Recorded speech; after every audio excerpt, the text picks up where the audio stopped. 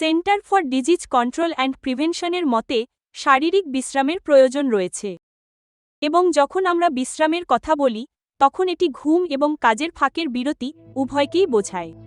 ঘুম কিভাবে উপকারী? ঘুম আমাদের শরীরের বিভিন্ন অঙ্গপ্রত্যঙ্গের পুনর্গঠনে সাহায্য করে। ঘুম হরমোনের সঠিক কার্যকারিতা নিশ্চিত করে।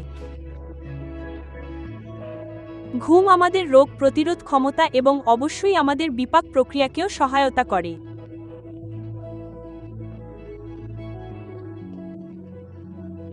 আমরা যখন ঘুম ও বিশ্রামের অবহেলা করি তখন আমাদের শরীর অতিরিক্ত চাপের মুখে পড়ে এবং আমরা দীর্ঘমেয়াদী শারীরিক ও মানসিক অসুস্থতার ঝুঁকিতে পড়ি। তাই আমাদের বিশ্রামকে অগ্রাধিকার দিতে হবে।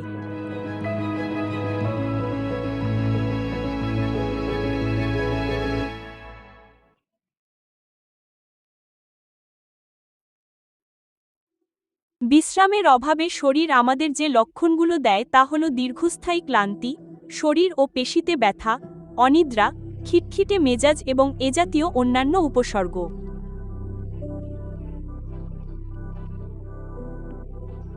মানসিকভাবেও কেউ কর্মক্ষমতা ও চিন্তার স্বচ্ছতা কমে যাওয়ার সমস্যায় ভুগতে পারে।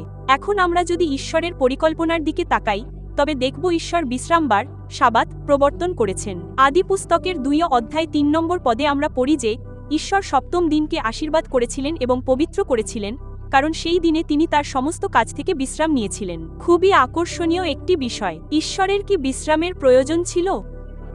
এর উত্তর হল না।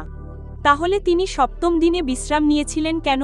তিনি আমাদের একটি আদর্শ স্থাপন করে দিয়েছিলেন, জিহোবা জিরি বা যোগানদাতা হিসেবে তার উপর নির্ভর করার একটি আদর্শ।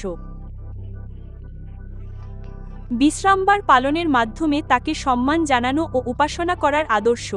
এটি বোঝার জন্য যে আমরা কেবল কাজ করার যন্ত্র নই, বরং মানুষ। আমাদের পরিচয় শুরু হয় আমরা কে তা দিয়ে এবং তারপর অবশ্যই আমরা যেসব কাজ করি।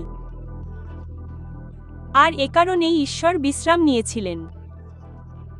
তাই ঈশ্বর বিশ্রামকে আমাদের গঠনের অংশ এবং জীবনযাপনের একটি টেকসই ছন্দ হিসেবে তৈরি করেছেন। সুতরাং বিশ্রাম নেওয়াটা বোকামি নয়।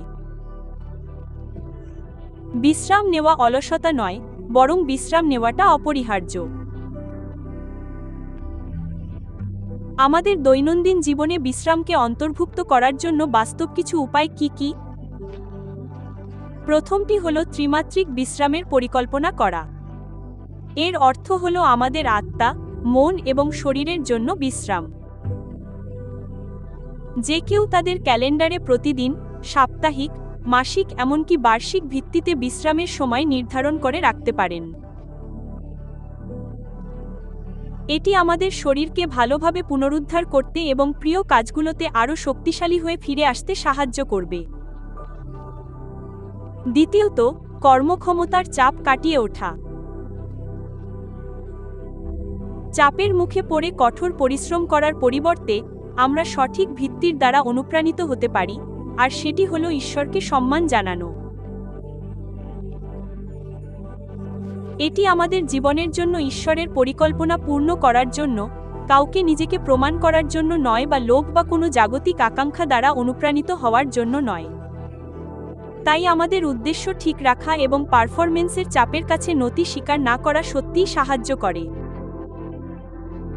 পরিশেষে, আমাদের না বলার অধিকার অনুশীলন করা, আত্মসচেতন হওয়া, সীমানা নির্ধারণ করা, কেবল যা করতে পারি তাই নেওয়া এবং বিশ্রামের জন্য সময় বরাদ্দ করা, এই বিষয়গুলো নিশ্চিত করবে আমাদের কাজের স্থায়িত্ব এবং দীর্ঘস্থায়িত্ব। মনে রাখবেন, ঈশ্বর আমাদের মঙ্গলের জন্যই বিশ্রামের ব্যবস্থা করেছেন এবং আমাদের অবশ্যই বিশ্রাম নিতে শিখতে হবে।